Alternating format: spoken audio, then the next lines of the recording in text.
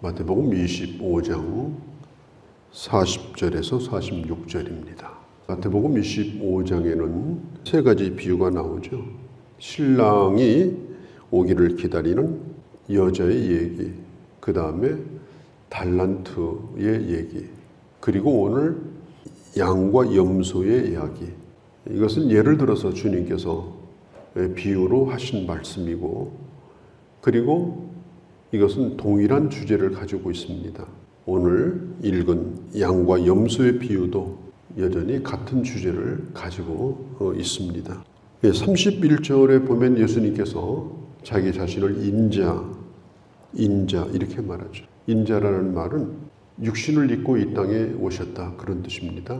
낮은 몸으로, 인간의 몸으로 오셔서 자기 몸을 십자가에 매달고 물과 피를 다 쏟으시고 죽으신 것을 의미합니다. 그래서 주님이 인자로 오신 것이 감사한 겁니다. 그러나 죽으신 것뿐 아니라 주님은 다시 살아나시고, 그리고 승천하시고 하나님 보좌 우편에 앉으셔서 높임을 받으시고, 때가 되었을 때 주님은 이 땅에 다시 오시게 됩니다. 이 31절 끝에 보면 천사와 함께 올 때 영광의 보좌에 앉으리니, 그때 그 보좌는 어떤 보좌냐? 모든 것을 심판하는 보좌입니다. 모든 것을 심판하는 재판석입니다. 오늘 우리가 살고 있는 이 세상은 이런저런 사람들이 다 섞여서 삽니다. 예수 믿는 사람, 안 믿는 사람, 또 악인과 선인 다 섞여서 살아요. 누가 누구인지도 모릅니다. 그러나 주님이 오실 때는 32절, 33절에 반드시 분류가 됩니다. 오른편, 왼편으로 분류가 됩니다. 그리고 양과 염소로 분류가 됩니다. 사실 이스라엘에서 짐승을 키울 때 양과 염소를 따로 키우지 않습니다. 한 우리에다 놓고 같이 키웁니다. 또 같은 초식동물입니다. 언뜻 보면 모양도 좀 비슷하기도 합니다. 그런데 분명한 것은 종류가 다릅니다. 양은 양이고 염소는 염소입니다. 염소는 아주 사납습니다. 그러나 양은 온순합니다. 그리고 염소는 자기 멋대로 돌아다니는 걸 좋아합니다. 양은 무리를 지어서 특별히 목자를 따라다니는 걸 좋아합니다. 염소는 들이받는 걸 좋아해요. 그런데 양은 서로 몸을 부비면서 서로 함께하는 것을 좋아합니다. 그러니까 양과 염소가 한 우리에서 살아가지만, 그러나 주님이 오시는 날, 주님이 심판하시는 날에는 분명히 구분이 될 것이다 라고 하는 거예요. 주님이 전에 하셨던 비유 가운데 바다에 수많은 물고기가 삽니다.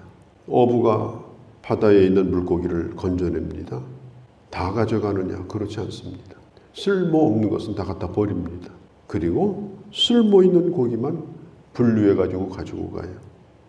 들판에 곡식만 자라는 것 같지만 그렇지 않습니다. 곡식 사이에 잡초들이 자라나요. 가라지가 자라납니다. 또 농사를 지을 때 보면 그게 잘 안 나타나요. 그러나 끝까지 가지고 가느냐? 그렇지 않습니다. 추수를 할 때는 이 농사꾼이 무슨 수를 써서든지 이걸 가려냅니다. 채를 쳐가지고 가려내고 바람에 날려서 가려내고 전부 다 가려가지고 먹을 수 있는 곡식만 골라가지고 가지고 갑니다. 그러니까 양과 염소도 마찬가지고, 이게 섞여서 살 때는 도무지 알 수가 없어요.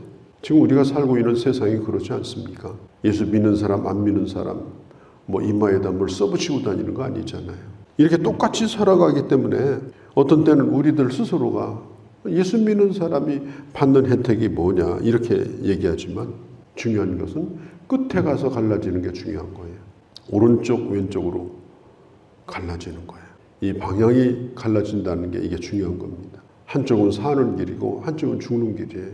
한쪽은 영원히 살기 위해서 예비된 곳이고 한쪽은 영원히 하나님과 상관없이 심판을 받기 위해서 준비된 곳이에요. 그게 중요한 겁니다. 그런데 이 양으로 비유된 사람 누굴까? 오른쪽으로 분리된 사람 누굴까? 35절 36절에 보니까 주님이 이렇게 말씀해요. 내가 줄였을 때, 내가 목마를 때, 내가 나그네 되었을 때, 내가 헐벗었을 때, 내가 병들었을 때, 내가 옥에 갇혔을 때 너희가 나를 어떻게 대했느냐. 분명히 주님이 내가 이렇게 말해요. 우리가 이 세상에 살면서 주님을 늘 바라보고 주님 뵙기를 원하지만 실제로 우리가 사는 삶 가운데 주님이 찾아오셨다는 겁니다. 어떤 때는 헐벗은 모습으로, 어떤 때는 옥에 갇힌 모습으로, 어떤 때는 나그네 모습으로, 어떤 때는 굶주린 모습으로 내가 너에게 분명히 찾아왔다. 그러니까 뭐라고 얘기를 하는가 하면 37절에 언제 찾아오셨습니까? 어느 때 그런 일이 있었습니까? 생각이 안 나는데요. 자기가 한 일에 대하여 기억도 못합니다. 기억나지 않는다고 말합니다. 자기는 그런 적이 없다고 말합니다. 우리 주님께서 오른손이 한 걸 왼손이 모르게 하라. 너 자신도 기억하지 말라. 주님이 그렇게 가르쳐 주셨죠. 우리는 스스로 그렇게 노력을 합니다. 내가 뭘 했고 내가 뭘 베풀었고 이런 걸 기억하지 말라. 그러나 주님은 뭐라고 말씀하느냐. 너는 모르지만은 내가 기억하고 있다. 이게 중요한 거예요. 너는 모르고 있지만 내가 기억하고 있다. 네가 바로 내 양이다. 네가 바로 오른쪽으로 갈 자다. 네가 작은 자에게 했던 그 일이 바로 나에게 한 것이다. 에릭 프롬이라고 하는 사람이 쓴 이 사랑의 기술이라는 책에 보면은 특별한 것이 없다. 사랑의 시작은 바로 관심을 갖는 거다. 관심. 모든 것에 대해서 관심을 끄고 무관심하게 사는 거. 뭘 싸다 안겨주는 것보다도 그런 작은 자에 대한 존경을 표하고 존재를 인정해주고 인상을 쓰지 아니하고 따뜻하게 말을 건네주고 그들의 손을 잡아주고 일상 가운데서 그렇게 살아가는 것. 그것이 바로 이웃을 사랑하는 것이고 그것이 바로 주님이 양으로 삼으신 하나님의 사람들이 살아가는 방식이어야 한다라고 하는 것입니다. 그럼 왼쪽으로 분리된 사람은 누구냐? 정반대예요. 전혀 관심이 없어요. 그런 책임감도 없어요. 그냥 오로지 자기만을 위해서 살아요. 특별히 작은 자에 대한 관심이 없습니다. 나보다 좀 부족하고 못한 사람들, 연약한 사람들, 그런 사람들은 관심이 없다 보니까 그런 사람이 있는지조차 모르고 보이지도 않고 그런 소리가 들리지도 않고 그러니까 뭐 도와줄 마음이나 베풀 마음도 없는 것이고. 자, 41절에 보니까 그런 자들을 가르쳐서 저주를 받은 자들아 나를 떠나 영원한 영벌로 들어가라. 그렇게 말합니다. 우리가 주를 섬기는 것, 우리가 주님을 믿는 것은 뭐냐? 이것은 추상적인 것이 아니다. 머릿속에 두고 사는 것이 아니라 이것은 바로 구체적으로 삶 가운데서 드러나야 되는 것이다. 그 드러나는 현장이 바로 사람들과의 관계이다. 요즘에 어디든지 가면은 이 강아지 끌고 다니더라고요. 강아지 안고 다니고 부비고 물론 다 좋은 겁니다.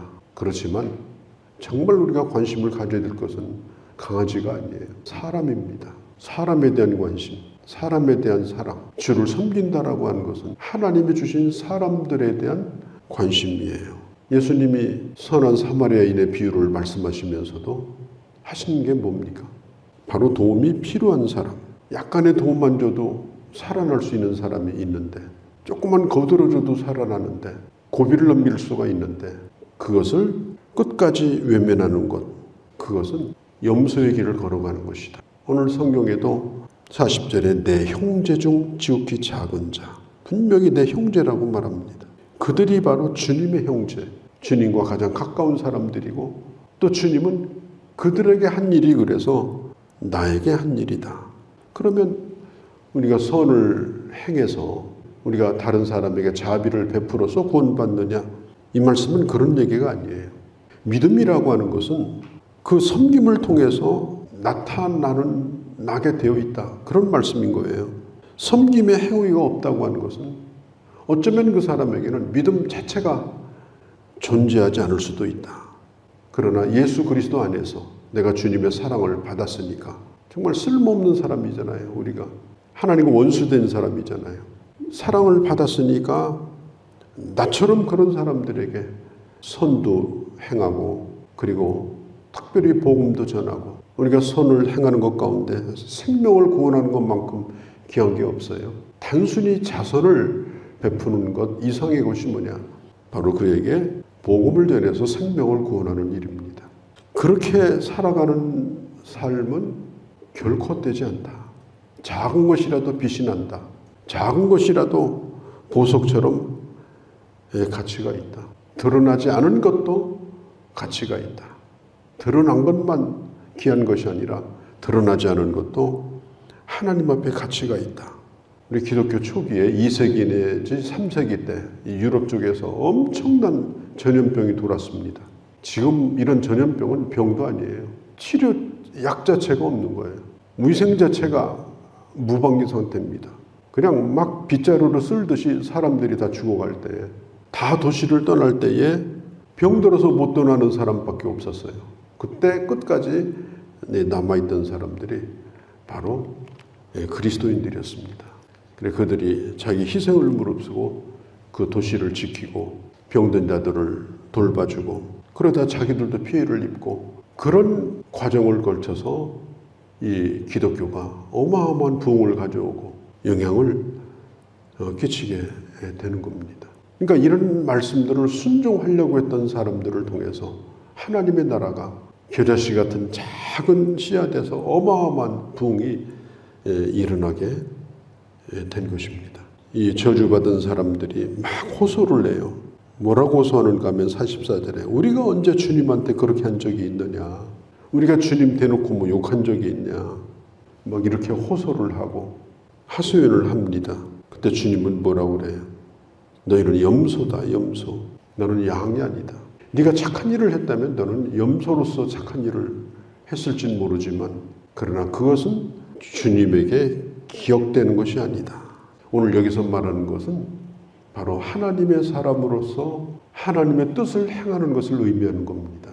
그냥 휴머니스트가 그냥 선을 행하는 그런 행동을 가르치는 것이 이게 아닌 거예요. 주님 앞에 기억되는 것은 바로 양이 믿음을 따라서 행했던 선한 삶을 하나님이 기억하신다 라고 하는 것입니다. 특별히 야고보서에 보면 이런 말씀이 나와요. 악한 일을 저지르는 것도 이건 뭐 죄죠. 그러나 또 한 가지 죄가 있어요. 선을 행할 줄 알면서도 행하지 않는 것도 죄다. 악을 저지르는 것도 죄라고 하면 분명히 선을 베풀어야 되는데, 자비를 베풀어야 되는데, 그런데 그 끝까지 그 자비를 베풀지 않는 것, 그것도 죄다. 선행이 천국에 들어가는 조건은 아니지만 구원받은 하나님의 사람은 반드시 하나님의 자비를 베푸는 삶을 통해서 주님 앞에 인정을 받아야 된다라고 하는 것입니다. 오늘 41절 마지막 결론이잖아요. 이 비유의 결론은 46절입니다. 한쪽은 영벌로, 한쪽은 영생으로 들어가리라. 사람들은 아무런 관심이 없어요. 이것에 대해서. 그냥 배부르고 편하게 살고, 뭔가 그냥 미래를 보장받고 편안하게 사는 것, 이것밖에 없어요. 이런 영원한 미래에 대한 관심이 없습니다. 우리 하나님의 사람들은 우리가 예수 믿으면서 이 세상에서 조그만 일 하나라도 정말 주님 앞에 갔을 때는 잘한 게 있어야 됩니다. 남의 거 갖다 먹고 또 얹혀서 살고 또 피해를 주고 이런 것밖에 없다고 하면 그건 하나님 앞에 한없이 부끄러운 사람이 되는 거예요.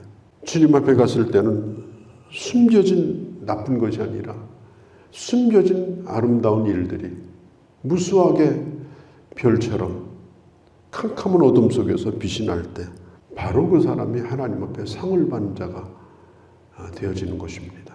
우리가 이 말씀을 깊이 생각하고 주님 안에서 살아가는 그런 주의 자녀들이 되어주시기를 바랍니다. 거룩하신 우리 아버지, 오늘 이 말씀을 들었습니다. 세상은 언제나 현실적이고 현세적이지만 우리에게는 영벌과 영생이 앞에 있음을 우리는 알고 있습니다. 생명의 길로 그리고 양의 길로 가게 하시고 하루하루 살아가는 삶이 하나님 앞에 기억되어진 바 되어지는 그런 주의 자녀로 살게 하여 주시옵소서.